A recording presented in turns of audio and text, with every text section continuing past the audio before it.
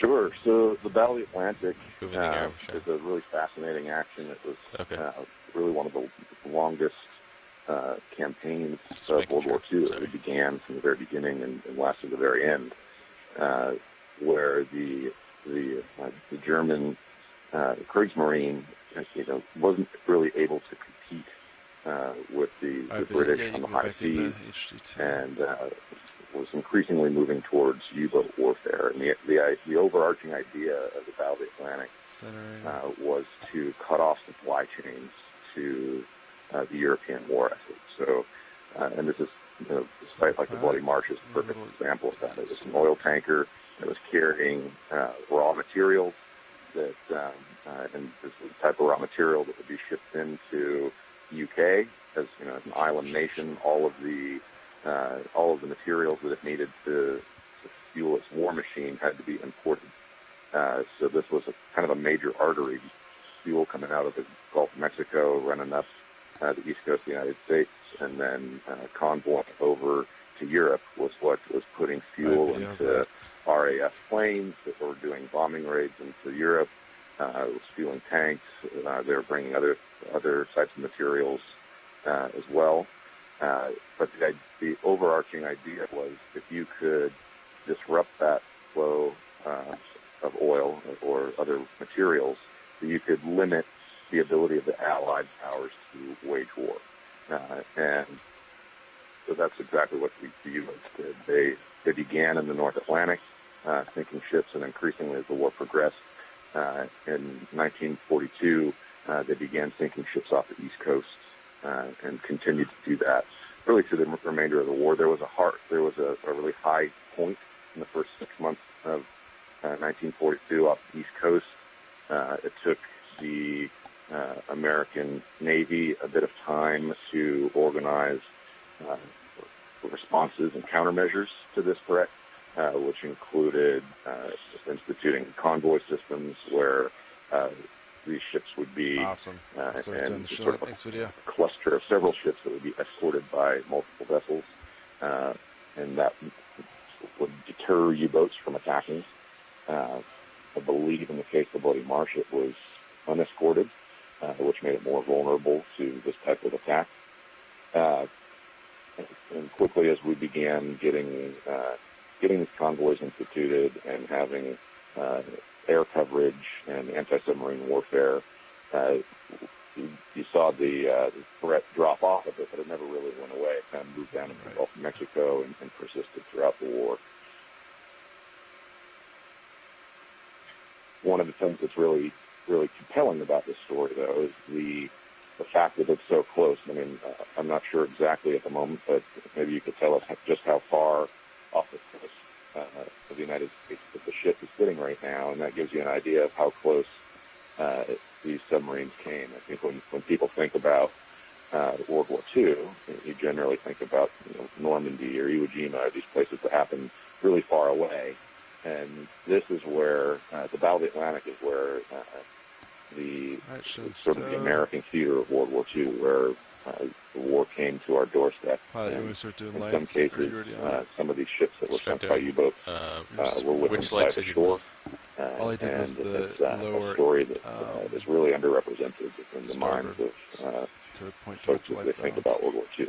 But it was here off our coast, and these sites like this are a reminder of that. No. Copy. Yeah, so that's a really great thing to point out. We are less than 150 miles from the shore, from Georgia. All right, lights so yes, that is very close to the U.S. coast. This is Herb Garrison. I wanted to follow up on Joe. He gave a great context. And I just wanted to add what do we want to do for a move now? To get to the original point that I had set up, we need to move 177 meters. I wanted to discuss on how you would feel comfortable. Currently, according to HIPAC, we're around 260 meters away from the target itself. We're going to move north first, and then we're going to move east. So are you comfortable with 30, 50 meter moves? How far of a distance? How far is 50 on that?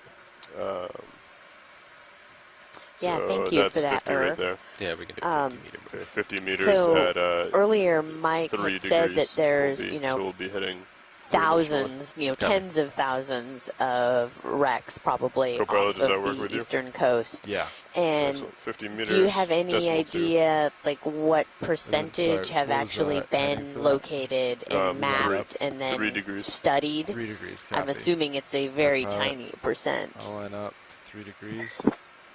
Yeah, I mean, I'm not certain of the exact figure of what that overall percentage is, but it's minuscule compared to what is known to have been lost in the historic record.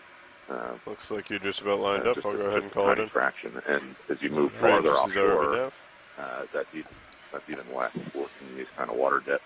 All right, let's look at some of the stuff while we wait. Video. Very recently become more viable. Bridge, this is ROV nav. Water site. Partial. I'd like to call in a ship move, please. Range is 50 meters, bearing 003 degrees, speed 0.2 knots, please. What was lost in the Atlantic. Over the course of several hundred years, thank you. Of exploration and commerce, the majority of those types of wrecks were in times when navigation was a lot more difficult. Pushing in tight. Less exacting than we have now with things like GPS. And when harbors and ports and safe anchorages were not as well maintained, so a lot of those wrecks generally happen quite close to shore, in areas where people were coming into heavily trafficked areas, and there were collisions with other ships, or they're coming into ports or undeveloped inlets, and we're running aground. So the farther you move offshore in this type of area, it becomes a little less dense in the number of wrecks that you would expect to find, but also a lot less explored. Okay, coming out. Video swapping out. So a few years ago, the Bureau of Ocean Energy Management funded a study to create a database and try and assess an inventory of how many shipwrecks we have in the Atlantic seaboard, and try and collect all the different historic and data information sources we had. That database contains just shy of 10,000 potential wreck sites that we know about, many of which we've never heard of and wouldn't know necessarily that they even had sank due to gaps in the historical record or information. Most of the ones where we do actually know about, like Joe was saying, are near shore, and I don't have the exact number within me, but right here. But it's in the range of about 500 or 600 wrecks where we know fairly confidently where the location is. Unfortunately, the water depths in some of the areas where they sank are such. We get very rare opportunities to go and examine these sites. Pilots, did you change the sonars? Yeah, copy that. What? Did you change the sonars? Opportunities to explore. D2 is at 80 right now. See if we can. Yes, I did. Okay, have to tell another story of what took place in these locations. Yeah, that's great. Thank you. I know Alexis and I are super excited about being able to be a part of this and, be on this hunt with you guys.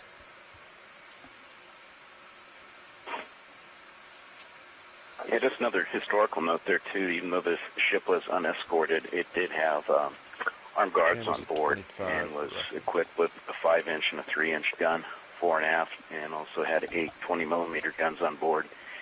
And during this cruise, it had a Navy blimp that was also kind of tracking activities near the ship, and actually reported in when some of the survivors went into the water as the ship was sinking.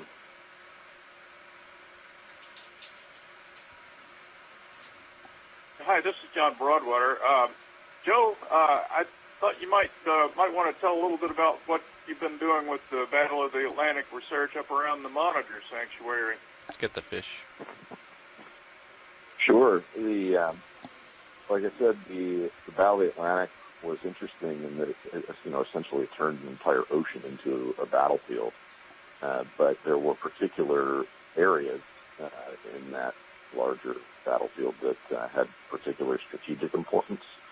And in the off the coast of the United States, one of those areas that really stands out is off of North Carolina, where the Okeanos will be doing some mapping next week, looking for additional targets that are associated with the Battle of the Atlantic off of the kind of Cape Hatteras area and a bit north of there.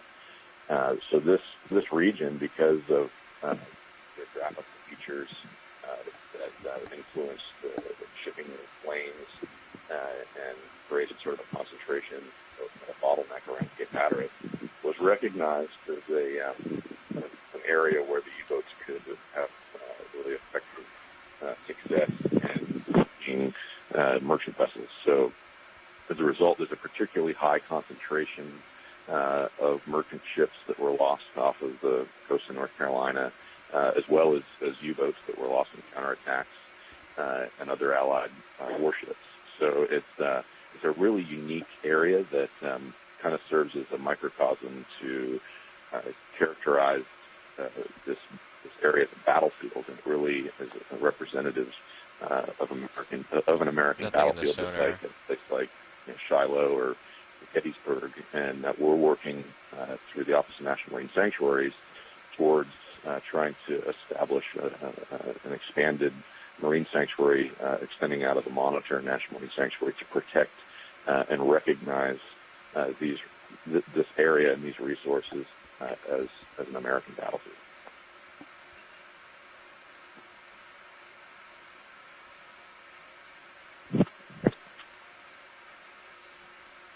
So one hit in the sonar, it's probably a rock, it's pretty far out.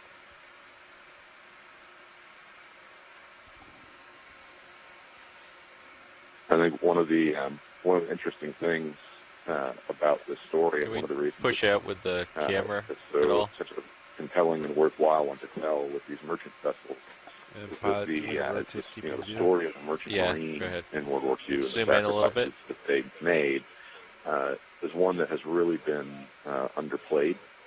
And looks like it's just the likelihood of being lost. Sponge, let's come in tight on that out there. In World War II, the merchant marine actually had the highest statistical likelihood of being lost in service, even beyond joining the Marine Corps. It's very big sponge, maybe a rock. Represented in the history of World War II because of the fact that they were U.S. merchant marine. They didn't have veteran status until they were granted partial veteran status in the 1980s. It really didn't go far enough. So I think it's a really fitting thing to be looking at some of these wrecks that are merchant vessels, tell that story of the merchant marine, and can really give us an opportunity to shine a light on a piece of history that, there was so much happening in World War II that that we're making headlines everywhere. Bringing your heading back around, Sean. This has sort of been lost to a lot of people. So being able to visit these sites and have this tangible connection is a really great opportunity.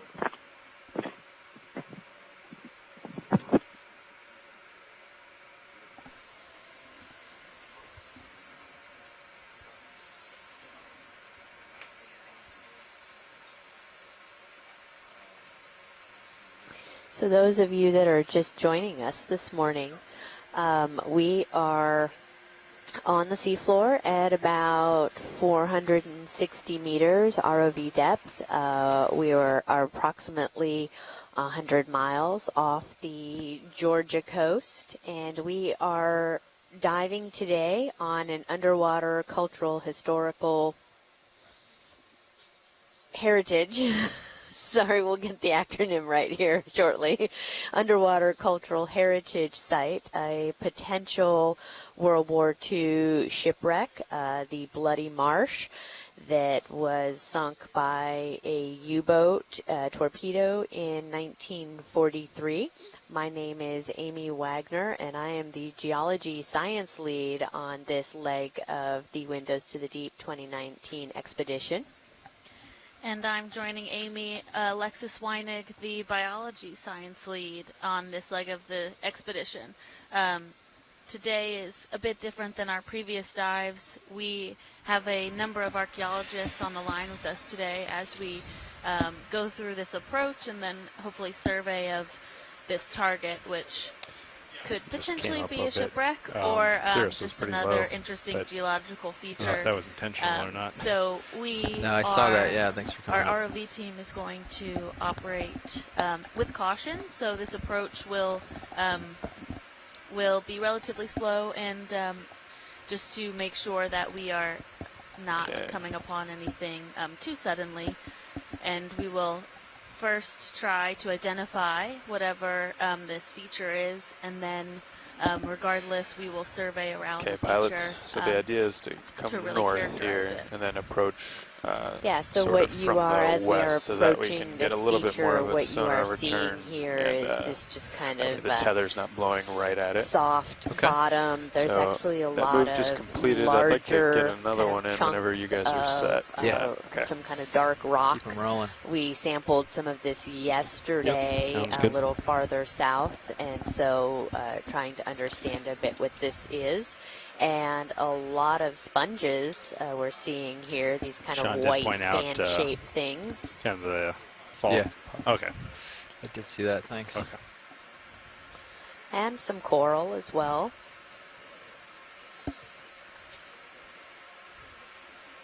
But we're likely to see. How far away are we? Oops, sorry. Go ahead. Okay, coming down. Just Sorry, I was just curious. How far away are we from the primary target? Let me check with our navigator, Probably and he can give us a estimate. 150 meters.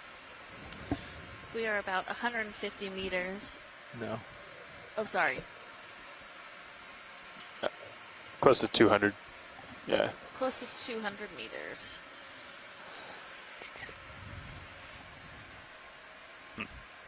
Yeah, Cirrus is some big swings around. We do have ship moves in though. Keep taking us, constant ship moves, taking us closer.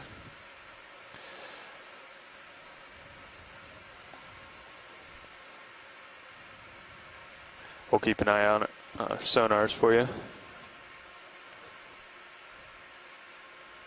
As Mike said, part of looking at this rather than beyond the historical component is the environmental threat. And just to put in context, when Mike said over 100,000 barrels, which is about a little over 117,000 barrels, that translates into 4,892 gallons. And then if you were to add beyond the cargo of oil, the bunker fuel that fueled the ship, estimated another 10,000, we're talking over 5 million U.S. gallons. Wow, thank you for, I think earlier I had said gallons, and so thank you for clarifying that. That is a lot of oil. Also, can you put that into kind of a context of, say, like compared to the Deepwater Horizon oil spill? Sorry to put you on the spot.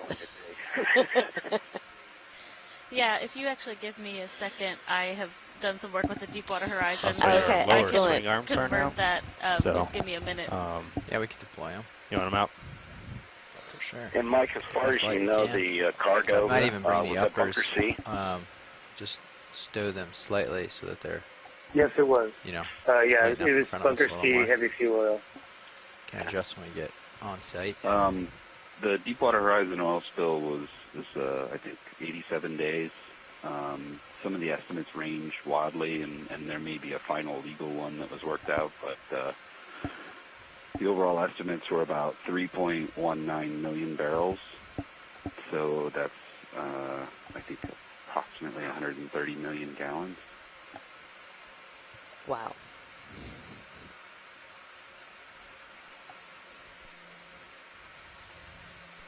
And so that will be one of the goals if we do locate a shipwreck today that is a tanker, will be to survey the hull and see if there are any potential oil leaks or any corrosive metal that could lead to an oil leak to better understand the the threat that might be there from an environmental standpoint.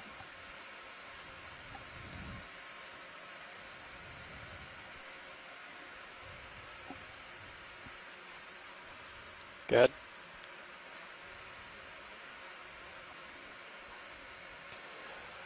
Yeah, I think we're ready for that.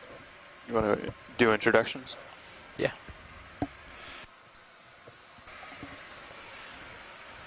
We had the 9:30 watch change.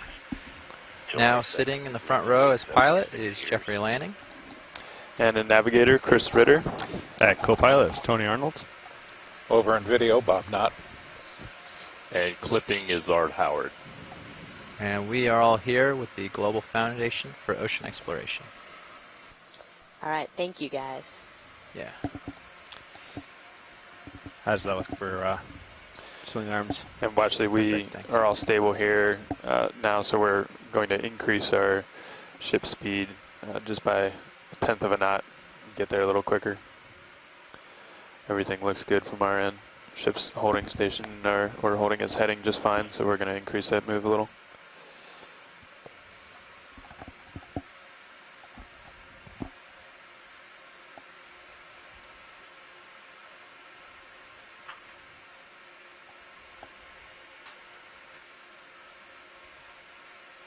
So as we approach, we are seeing a nice array of diversity down here on the seafloor. It's a relatively soft sediment, but we see a number of sponges and corals that have settled in this area as well, which will be interesting to see what our feature contains, because shipwrecks also act as a artificial habitat for a lot of these benthic organisms, and fish as well, so animals that live amongst those communities. So while we will obviously be interested in the history of this wreck and understanding the significance there, we are, as biologists and geologists, interested in the what has actually settled if we do have a wreck. It's always, you have different types of communities sometimes on artificial reefs than you do on the surrounding natural reefs. Mm-hmm. So it'll be interesting, I think, from all perspectives today. Yeah, absolutely. You know, all of these, we're seeing a lot of these small octocorals and sponges, and they all need to have some hard surface to attach to. And so right now what you're seeing is a lot of them are attached to some of these, you know, rock rubble that's down here.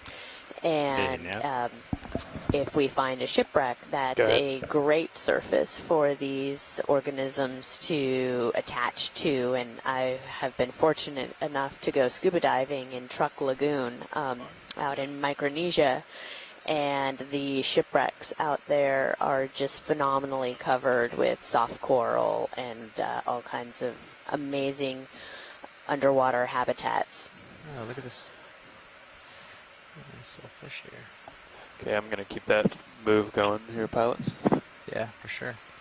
Yeah, these Sounds large, intact, kind of modern era steel shipwrecks that we have as a result of the Battle of the Atlantic are scooch the drawer in. You know, have transformed into these pretty incredible artificial reefs.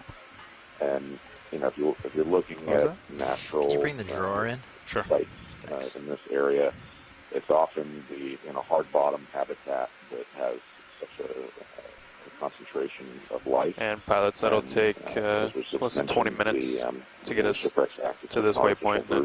They generally start have moving a little more huge east. amount of relief. Okay. A lot of complex structure. Let me know if you see anything in your sonar settings that you'd like adjusted. Right now, co-pilot, you're at the higher frequency at 50 meters range. Jeff, you have a 80 meter range at the lower. Okay. Low resolution on both to increase the scan rate. Yeah, we might switch those and go to high when we get closer, but sounds good. This is good for hunting, I think. I think so too. Relatively, uniformly distributed, and then you come across a shipwreck site. It's just this massive concentration, particularly in shallower water. You've just got huge schools of fish that are, feeding off of all the organisms that have attached themselves to the wreck or colonized the wreck in some way. So we often look at these sites not just for their archaeological value, but for their ecological value as well. Yeah, thank you, Mike. That's a great point.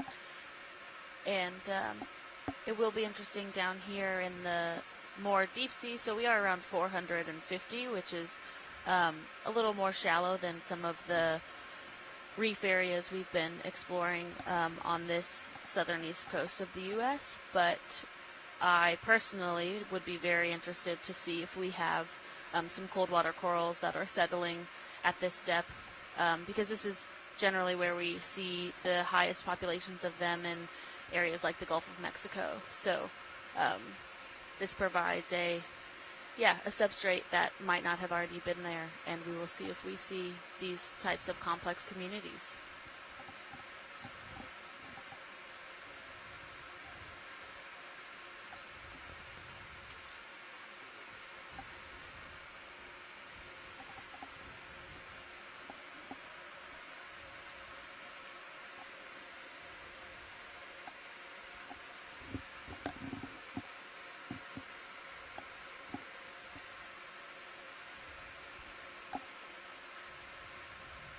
Guys, a little bit of background on the shipbuilder Sun Shipbuilding and Dry Dock Company.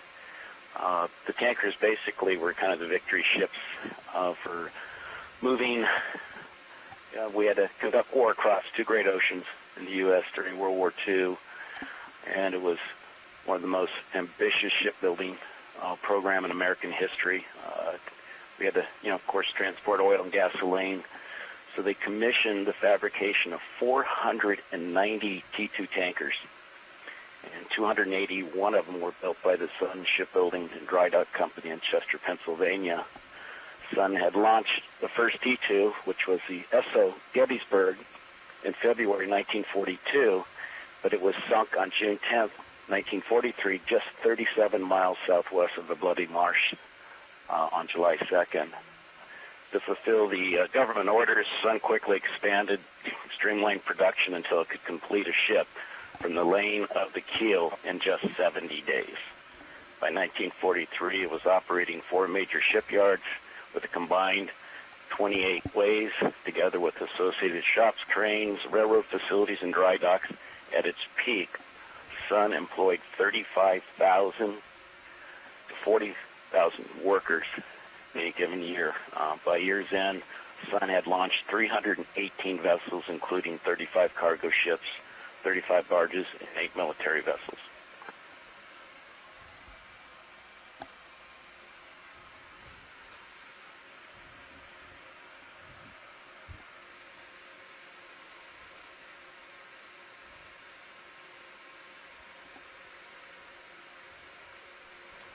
So pilot, since your layback isn't too bad, we're going to, instead of heading dead north and east, we're going to cheat it a little. I think we had talked offline that we don't have a actual picture of the Bloody Marsh when it was operational, but this is 50 meters what we normally run at evidence for of other Sirius? Tankers of the same 50 class? or 80, yeah. Okay. Do any of them still curious if today the that anomalies are not change at the with the bottom distance of the ocean? when you range it in or out. That's a good question, yeah.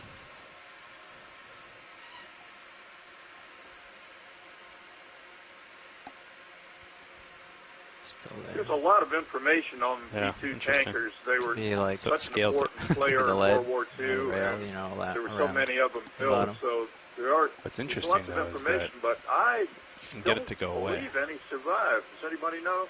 Like if a target comes in there, well, they certainly were repurposed in private hands after ownership with the U.S. Maritime Commission, but I don't know if there's any around today. I remember that Jim said a while back, like when he was with NPS, he walked over some of them, but I don't think, I think we looked, and I don't know if there's any that still exist. Check for a lot of them have been scrapped. Thanks. Got about 30 meters left in that move, maybe a little more, and then we'll just head a little north of east. Okay. How's that sound? So we have another 30 meters of this. Yeah, I mean, I can stop it short if you think we're okay. Yeah, it's It's up to you. And can you tell us what does that mean? What is T2? You're referring to it as a T2 tanker. What does that mean? It's only 3 minutes left.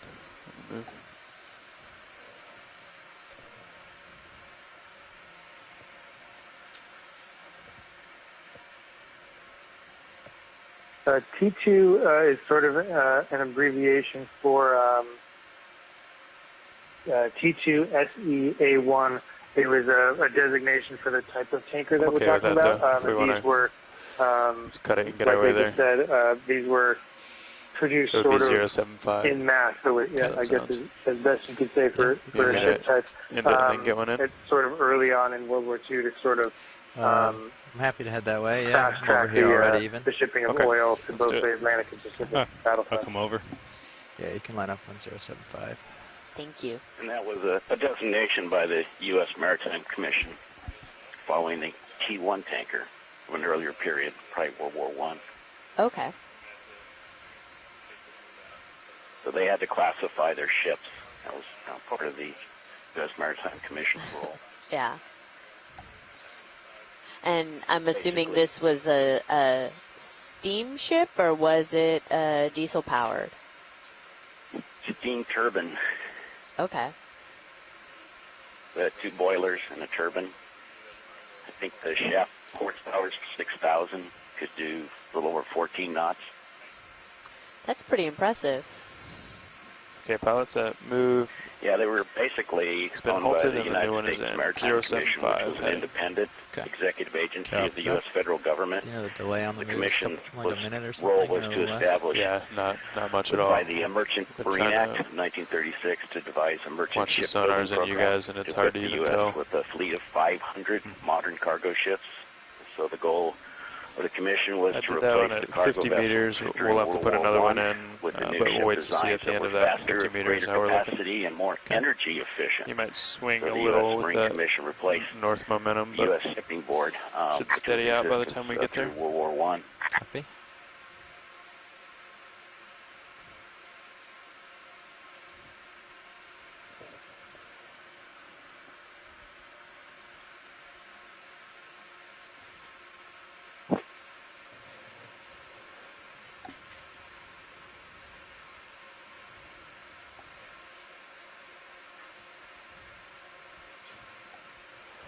Watch the nav.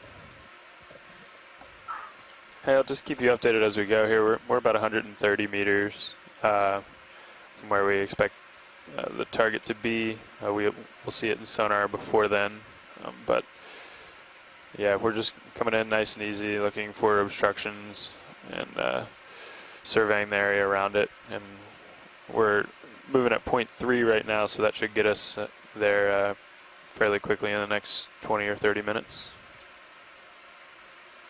Sure.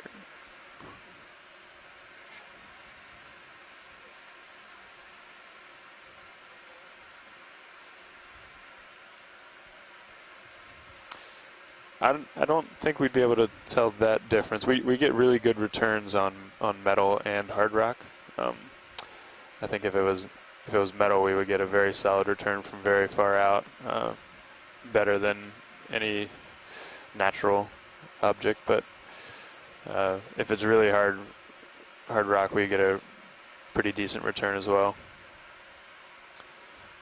So we'll keep an eye out and see if we can determine anything more in sonars as we go.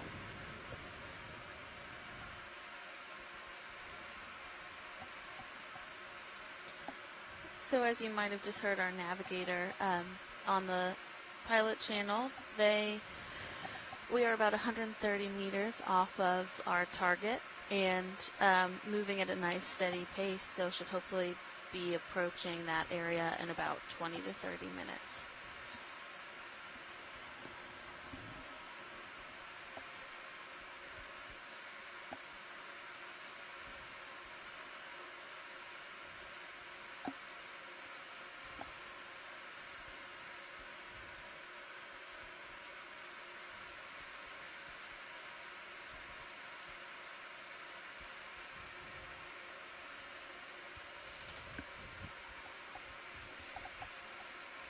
Joe, are there any other shipwreck targets in this region beyond the Bloody Marsh that you're aware of?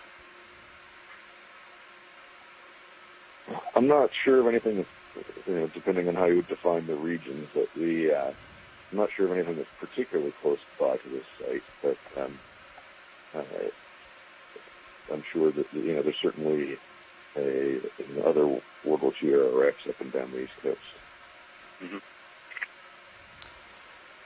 Co-pilot, if you could just take note of how the tether's doing as we get there, kind of where it's swinging out, so we can southwest. Do you know if that's ever been located? Going towards me so far. Yeah. Yeah, I'm not. So we were hoping to avoid, not sure. but just so we know when we're setting up for moves and shots and everything. Gotcha. Yep.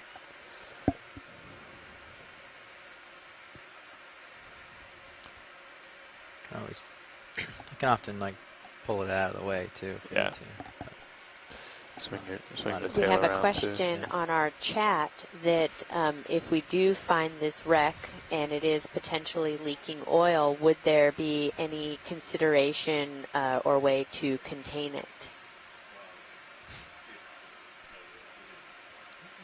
Not within our means. So I only know a tiny bit about this, but there's a list that's maintained as part of a multi-agency group that specifically addresses potentially polluting wrecks. And they've explored ideas, including the development of a ROV with sort of a drill built into it that would suction cup the holes of these and sort of pump diesel fuel or oil or other pollutants out of them. Does anybody have any updates or know of any changes or plans to that?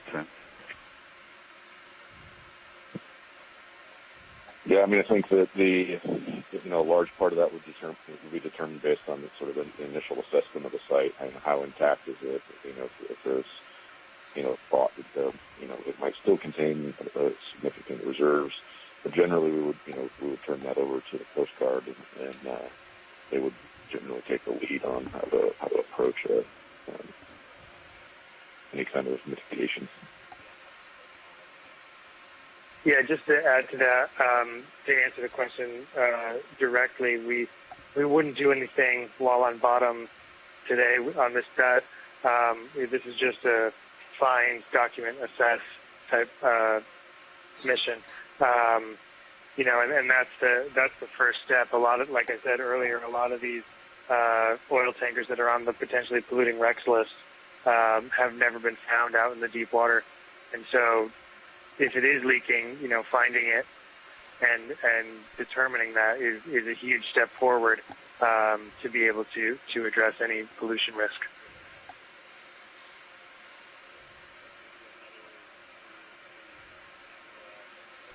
Yeah, absolutely. Thank you all for answering that question.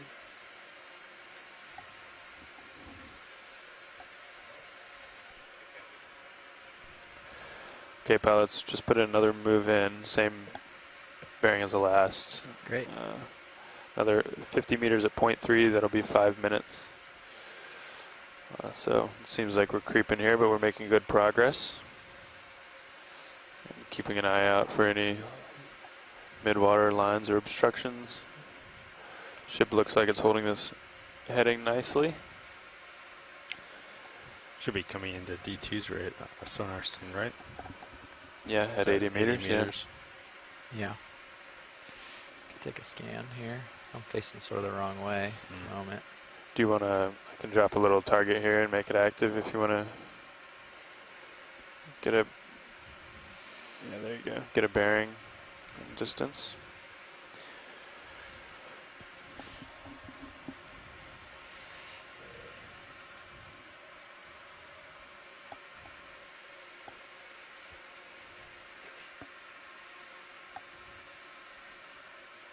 Passing through it now.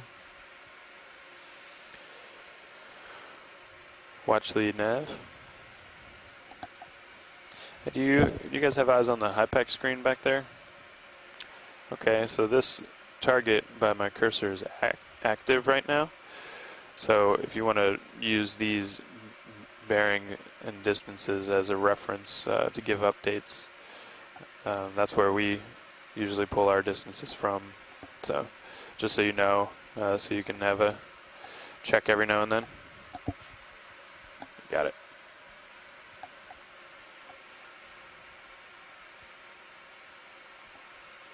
To give you a little background on another shipwreck in the Pacific that was also sunk by a torpedo, but a Japanese torpedo, was the Montebello, built actually in 1921, and it was sitting perfectly upright on the seafloor in 900 feet of water, and it had the potential to have over 3 million gallons of crude oil on board. Looks good. And so we worked with the U.S. Coast Guard, took a proactive stance, and spent 11 days on site using an ROV to basically characterize the wreck site. And then they used a neutron backscatter device that could check the interface through the wall of the each cargo tank the water to was determine if it was oil or water. The paper filler. And the thickness of the hull was about a half inch, and we actually took coupons to do a study on the corrosion rate of this particular wreck. Again, it was built in 1921, not 1943, and determined it was made the connection there. Didn't have the potential as an Dissected environmental as far as I threat, could and couldn't find although a it may fizzling have some spot. oil on board that's migrated through the ship. Blocked the connection in half. Come through the vent pipes, we believe, and that's where Mike discussed the possibility of, if it's inverted, it has a better chance of containing the oil, even if there's no observed oil in the water column. Yeah, I think that's an interesting point here, is that we know what the vessel was carrying when it went down, when it was an intact ship, but generally the process of sinking a large tanker or ship of any kind is somewhat violent. In this case, it was torpedoed. There's reports of it having been broken in half, and generally when that get up a little bit higher in altitude and there's do a a scan here. significant amount of fuel that's lost at the time. So sounds good. We're a little more than halfway in that last move. Looking at the actual physical remains would be tack on another one at the end. Idea of what how much of the cargo is likely to have been retained up to the present day. And the survivors did indicate that there was oil on the water, but there was no fire either.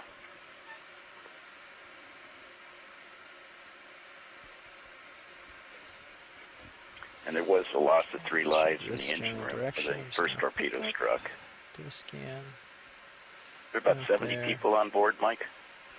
Crew and armed guards?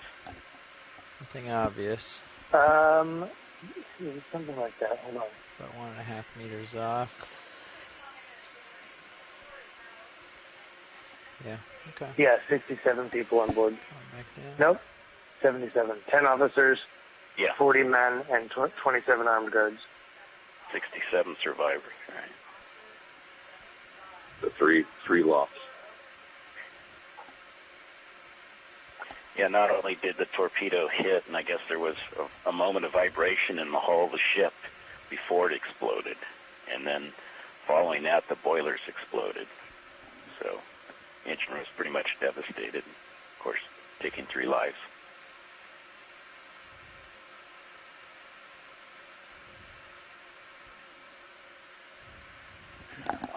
Would that be for the merchant marines, Joe? Would that be considered a war grave?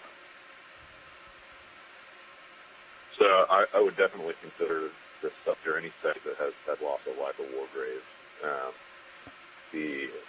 I'm not sure. Did you say that those lost were armed guards? Merchant marine. No, they were the crew. I think irrespective of their role, it would be considered a war grave.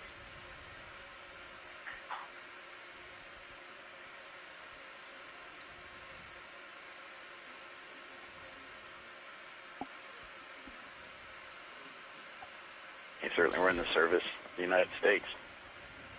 Made the ultimate sacrifice. Another outcrop.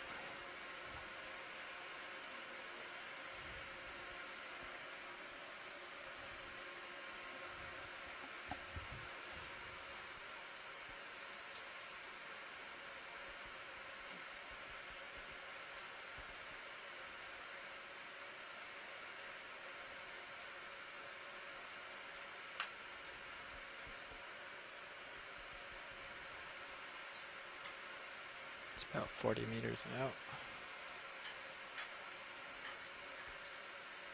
Come back to that on the next scan. Yeah. Definitely something there, huh? Seems like it. That'd be a little south, though. Yep. For what we expect, but that's Yeah, could be part of it. Could be a debris or something. Yeah. Yeah. All right, we can come back to that area on the next scan. Take a look out this direction, see if we see anything.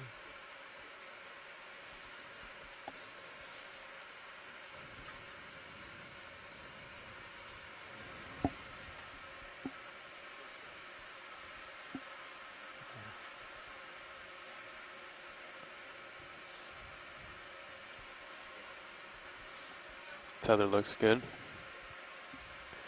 Yeah. Looks like it's behaving today. Yep, no loops.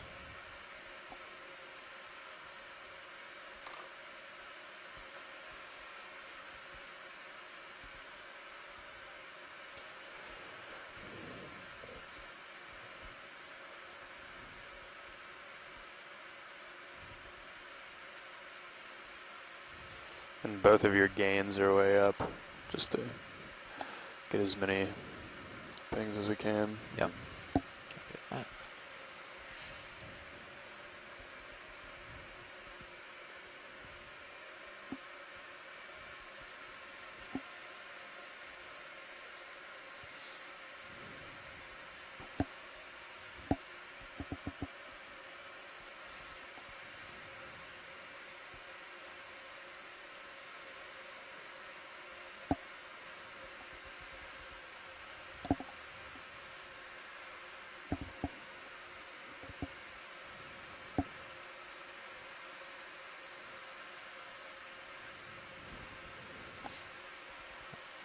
Some something here, some shapes.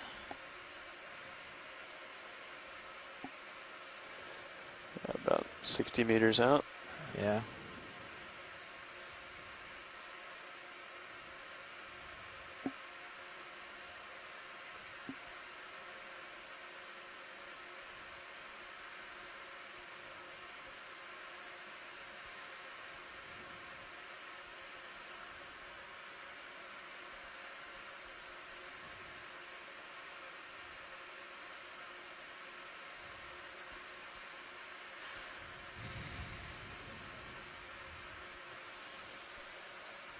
Just to let you folks know, we are less than 50 meters from our first target site.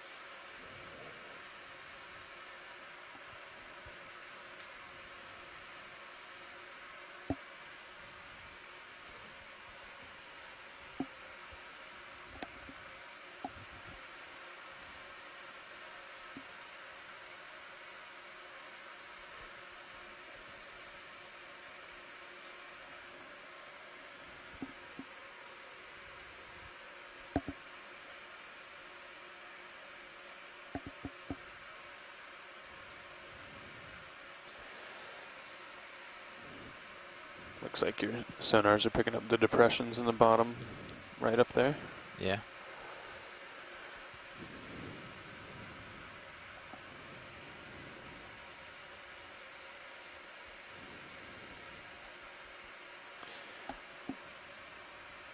Might be coming close to the end of that move. What do you think? Get another short one in?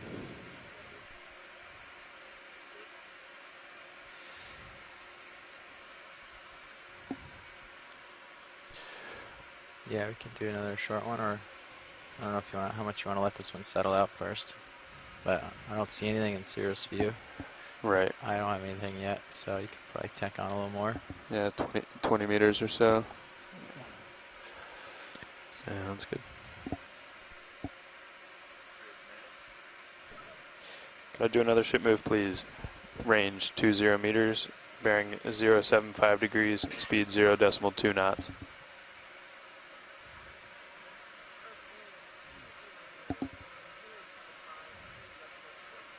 Good copy.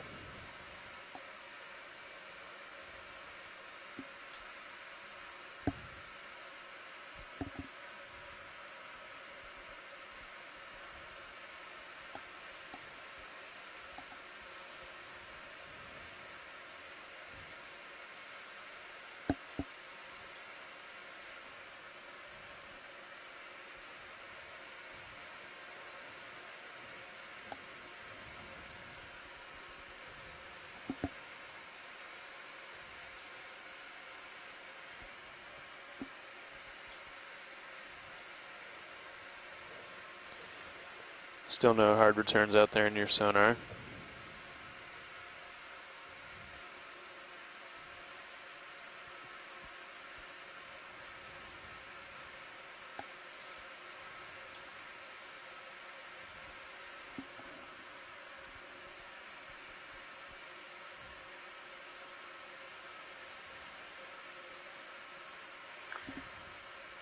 Is Gary Fabian online with us this morning?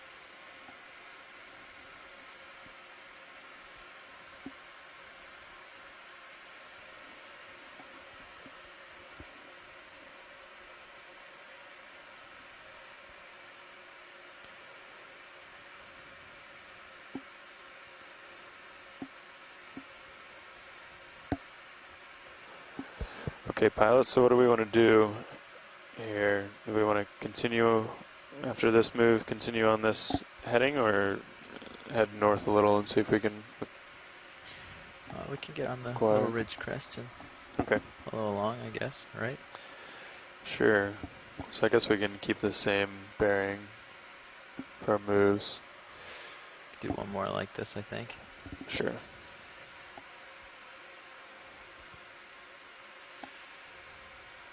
Take a scan this way.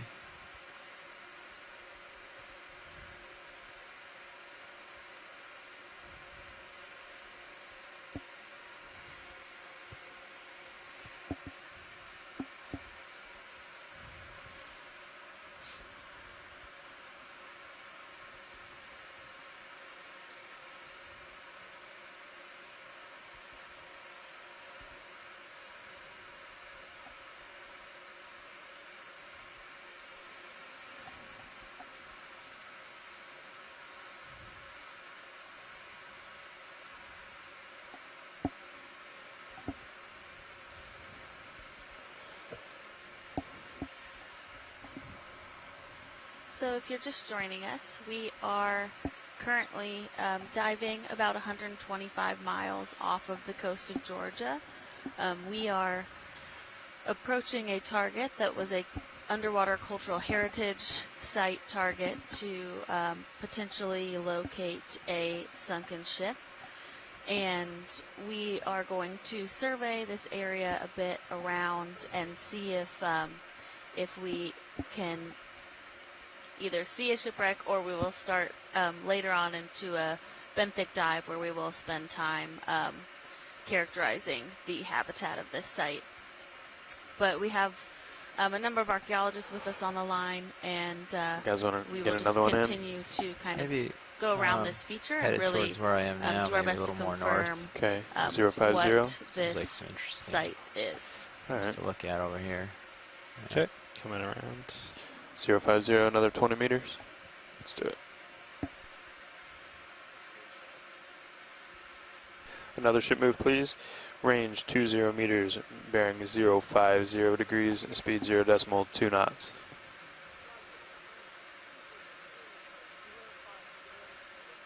Good copy.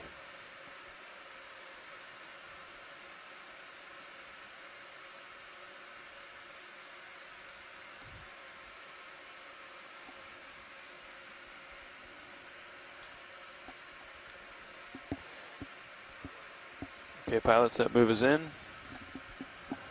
Sounds good. Looks like you're already on that heading. Yeah.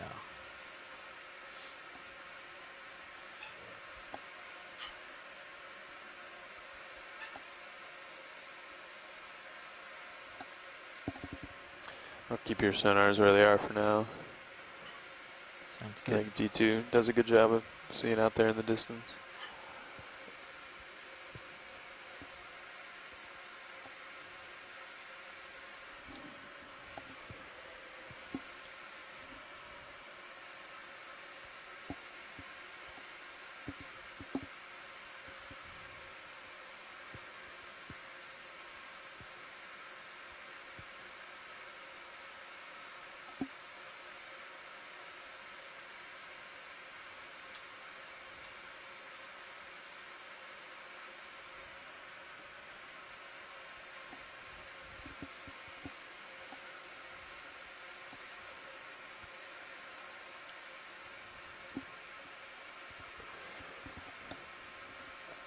Looks like you're still headed uphill, huh? Yeah.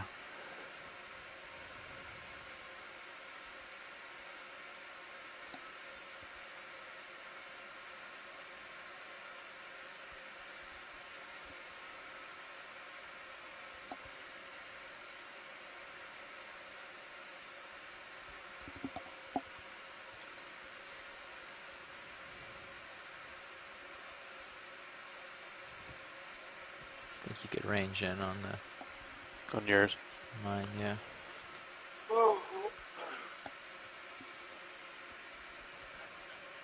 Thanks. Go ahead.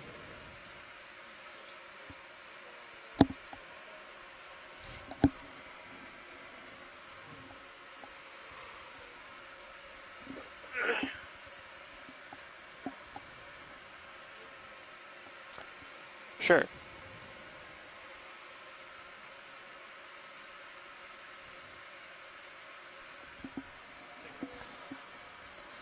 So, as we are kind of working up this slope here, looking for our wreck, I'm going to have some of our ROV pilots talk a little bit about how they use their sonar systems on the ROV to wreck hunt or search for hard surfaces that are beyond the visible light of the ROV system.